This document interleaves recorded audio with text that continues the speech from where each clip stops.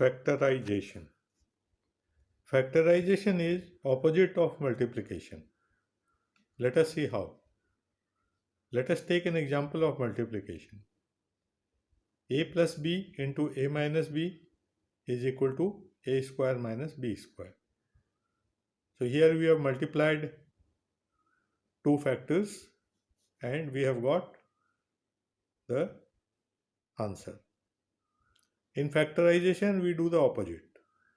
We factorize a square minus b square into a plus b into a minus b.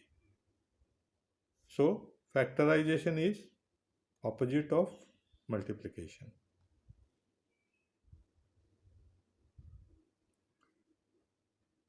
In any factorization, first of all, you have to remove the greatest common monomial factor from all the terms.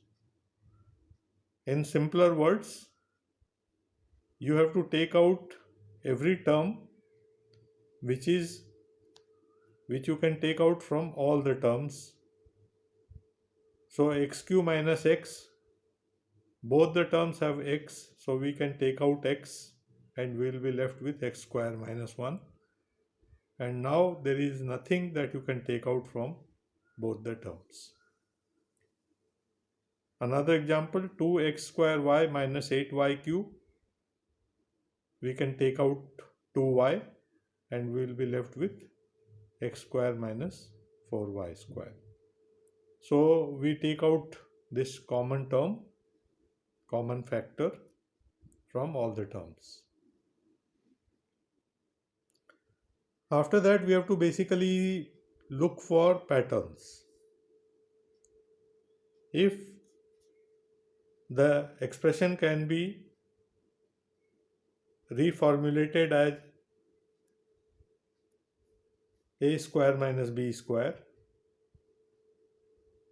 that is, both the terms are perfect squares and the sign in between is minus, then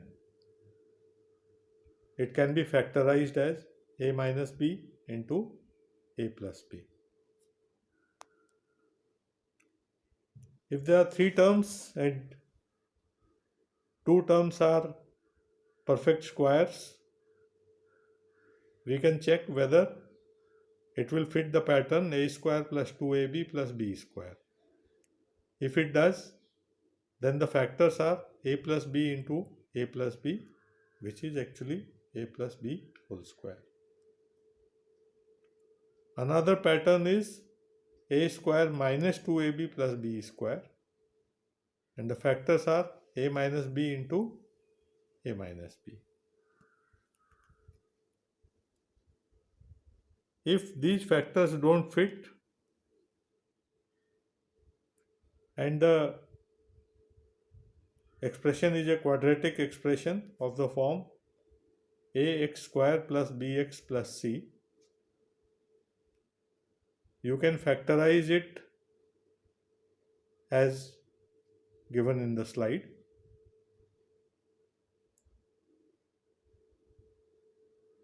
This is a complex formula.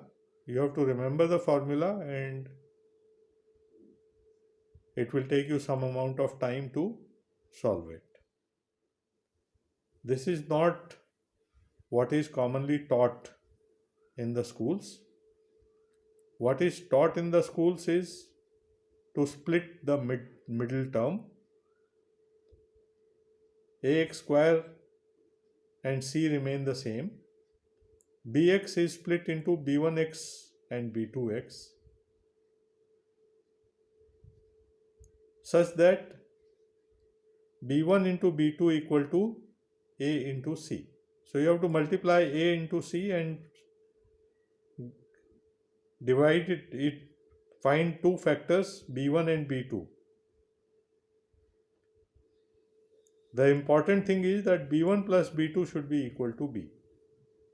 This method requires trial and error. So both the methods are possible. You can use whichever method you like better.